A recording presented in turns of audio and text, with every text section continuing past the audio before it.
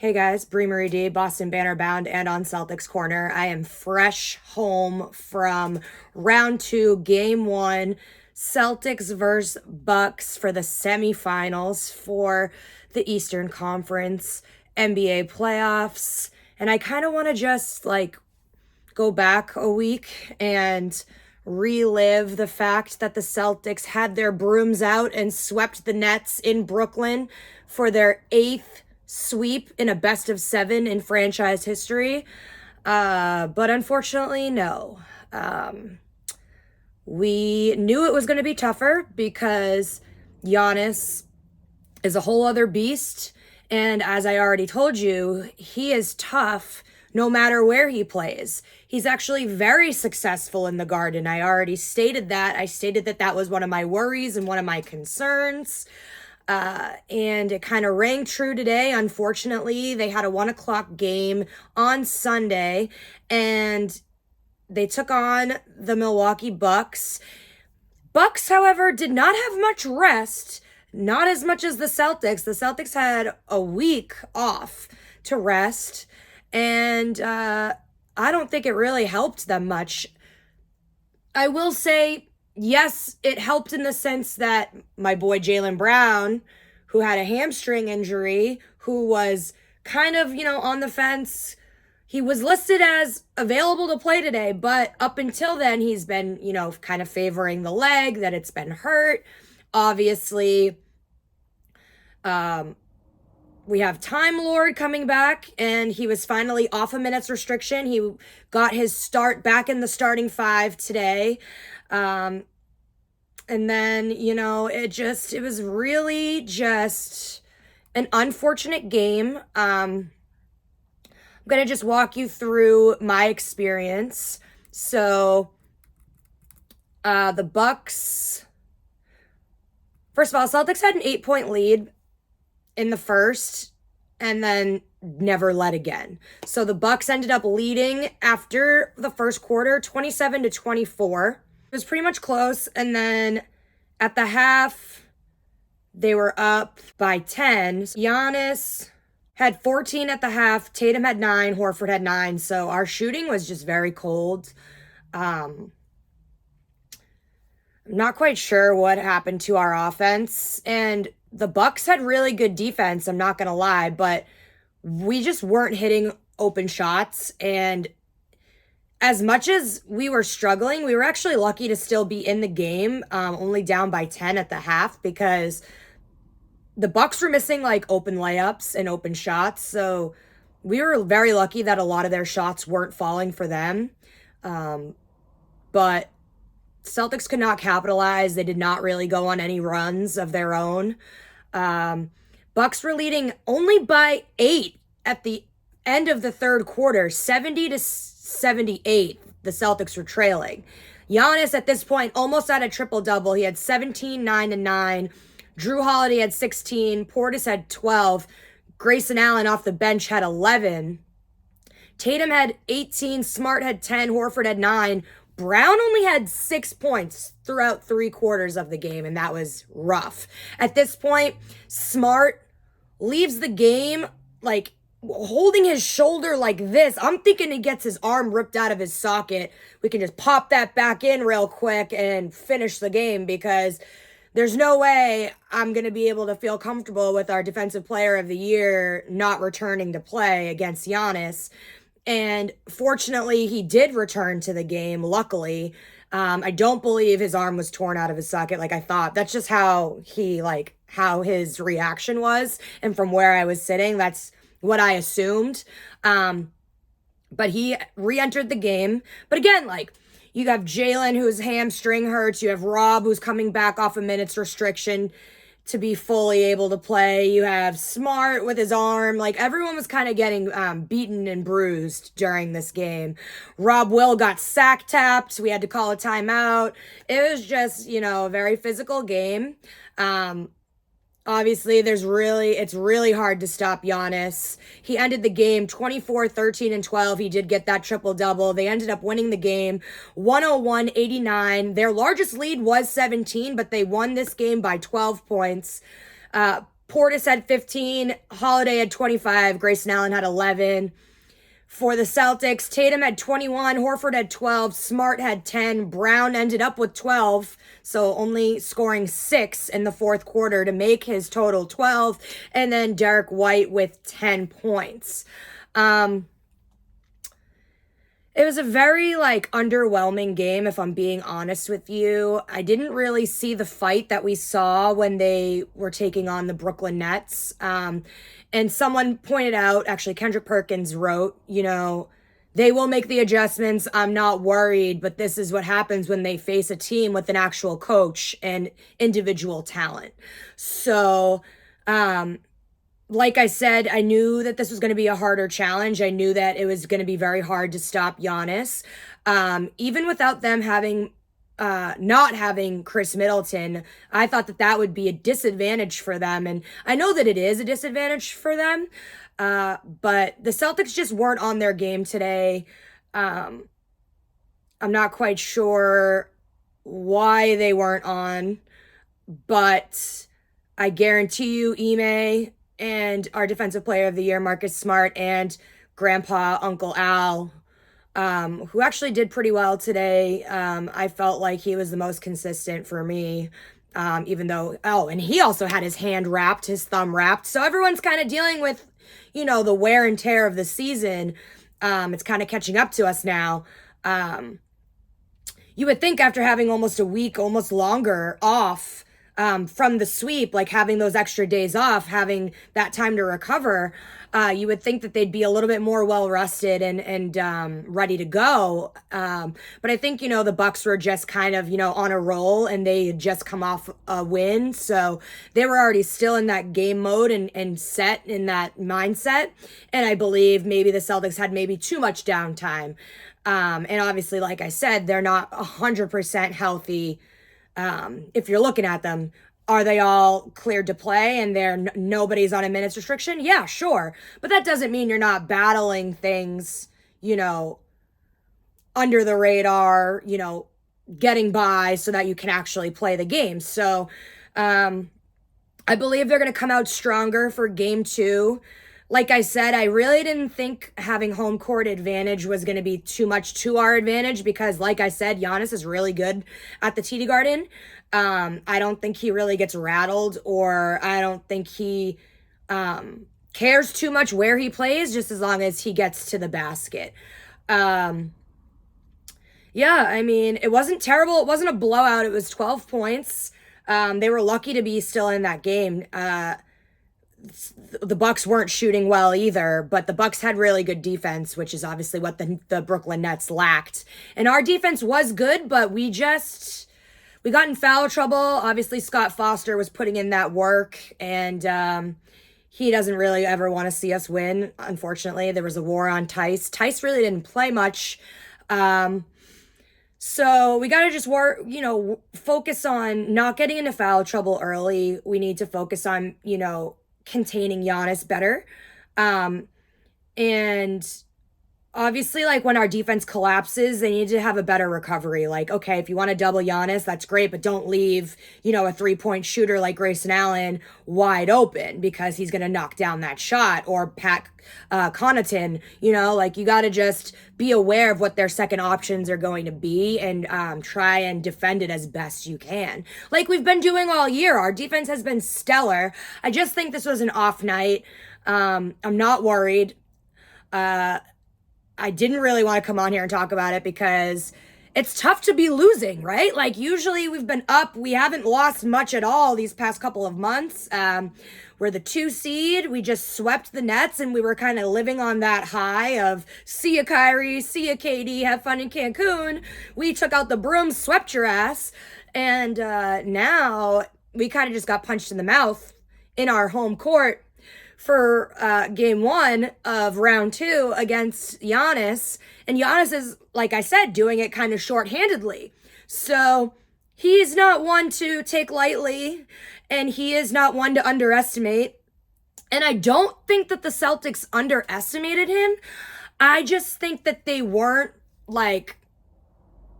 expecting I don't know. I mean, I really don't have an excuse. There's no excuses, right? Like, no excuses, play like a champion. I don't have many excuses to, excuse their lack of shots. I also tweeted out, how about we don't shoot a three for every possession that we have? Sounds like a good plan, or what? I didn't like how, they kept forcing it. And some of the shots were very forced. Like, I don't know why we're pulling up for a fadeaway, when the shot clock's at 15. Like, I don't know. There was just like certain decisions were questionable, and they weren't playing like the team we've been seeing them be for the past however many months it's been now. So it's hard to come on here and not do a positive, happy, upbeat video review, because it was pretty, upsetting. Me as like a true fan of the game itself and of obviously the Boston Celtics, I was getting very aggravated with the fan base. I was just, not surrounded by positive people in my section. Everyone, started making their way to the exits and left the game with 3 minutes left, and we were only down like 10 and 12 points, and I'm just kind of like, you guys have no faith. I don't want fans like that in my arena. If you're going to pay all this money, not even just paying the money, right? Like, you're spending your time at an event cheering on your team, supposedly. So why would you not wait and ride it out with them till the buzzer goes off at the end of the game? Like, I just don't believe that that's like real sportsmanship or fandom. Like, even if even if our team was blowing them out by 30, I stay till the end because it's respectful. You paid to see a show. Why would you leave early? That's not the point of going. You're supposed to be in the atmosphere and be there supporting them no matter what, till the end. Like, you hear all those horror stories of people leaving games early and they're not allowed back in, and they turn it around and win the game. It's like, well, bro, that was your fault because you chose to, be a little baby and like be like, they're losing, meh, and leave. Like, that's on you that you didn't see them come back and get the victory. So I don't know. I want fans to do better all around. I want like a positive attitude. I don't want any bandwagon fans, like to the left. No, I don't need you here. No bandwagon fans, please. If you weren't riding with us when we were 22 and 24, don't be riding with me now when we are the 2 seed making our way through the NBA playoffs. So yeah, I just want the fans that are true fans to, unite. I wrote on Twitter, please respect my privacy at this time, with the screaming internally Brad Stevens GIF meme, because, yeah, today was rough. I didn't want to come on here and talk about it because I kind of needed to sit with my emotions, because also the Red Sox are in a rain delay, but losing 4-1 to the Orioles, who have barely 10 wins. I get that it's early in the season, but just all around pain for Boston teams today. But hopefully we can turn it around. They have another home game on Tuesday at the Garden, obviously. And I'm hoping that we can make the adjustments. I feel like Ime, although he's probably not going to get Coach of the Year, in my heart and in everybody else's hearts, he is.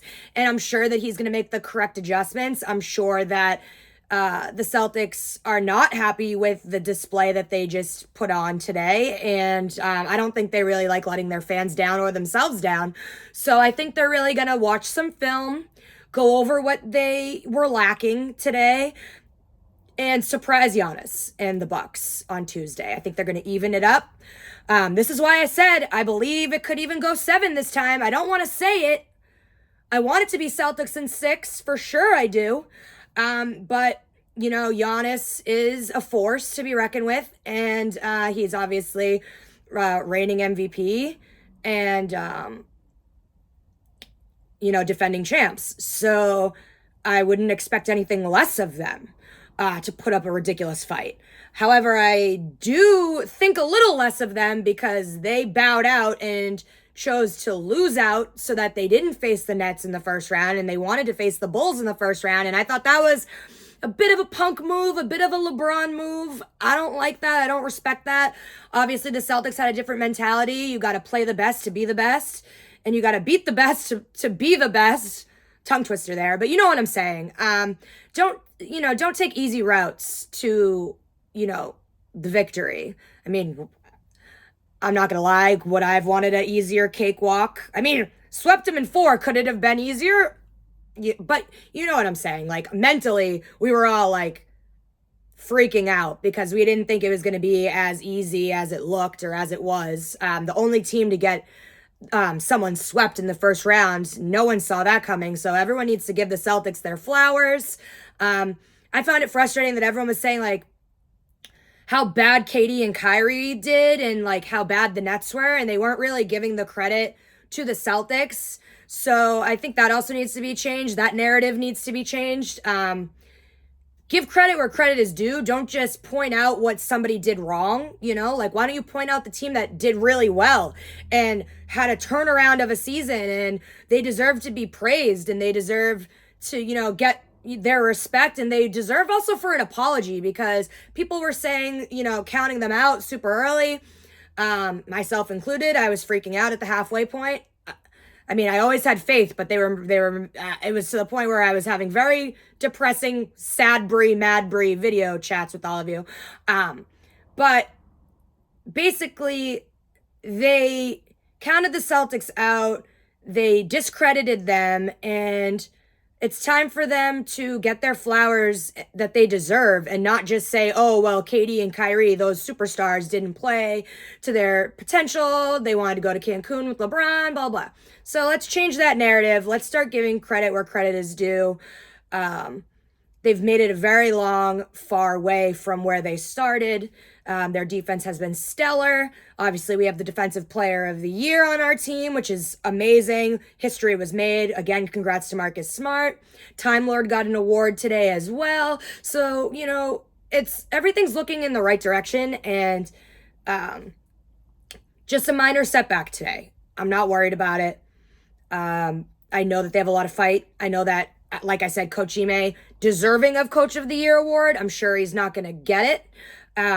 But he's going to put in some work to make this adjustment. And I believe that Smart's going to rally the defensive troops on that. And they just need to find their offense. That's the only thing that was really missing today. Tatum didn't go off. Brown had 6 points for 3 quarters. So that needs to change.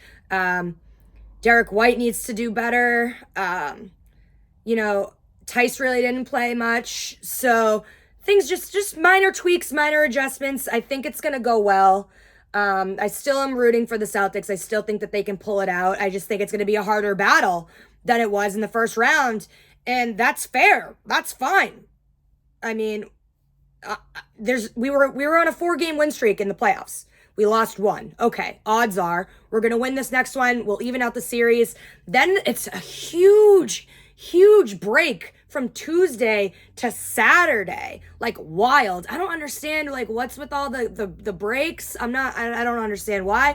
I believe it's because they want, more media more media attention to the specific game. So they want, either today it was 2 games back to back, or they want just 1 game a night so that they get more views and ratings and money.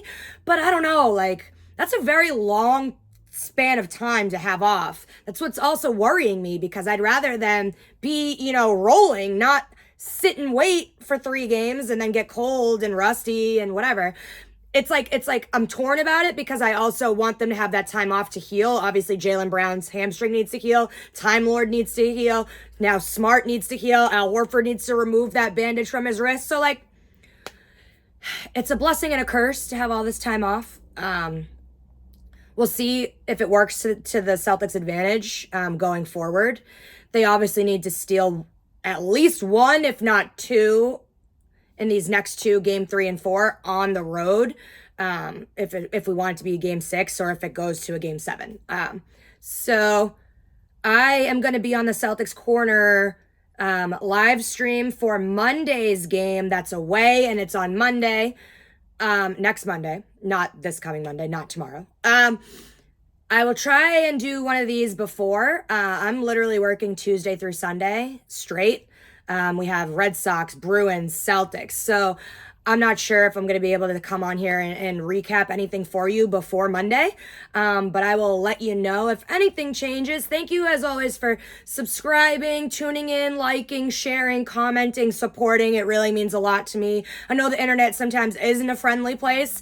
You got to kind of block out the haters and all the nonsense. Sometimes I say nonsense, and it is what it is. We're all human. We all make mistakes. We all have opinions. We all have, our own thought process on stuff. If you agree with me, great. If you don't, that's okay. You don't need to like me. I like me, But to all the people that do like me and do like watching what I'm doing, thank you for following me on this journey. Please continue on the journey. Instagram, Facebook, Twitter, YouTube, anywhere you want to chat, anywhere you want to support, share, like, let me know. Thanks for always following. I'm really bad at ending these videos. Maybe one day I'll figure it out. But let's go. We're on to game 2. We're going to even out the series. I'm not worried. Giannis put up a really good fight, and we need to shut him down. So thanks, guys. Thanks for tuning in. I'm going to go cry now and go take a nap because I have not slept.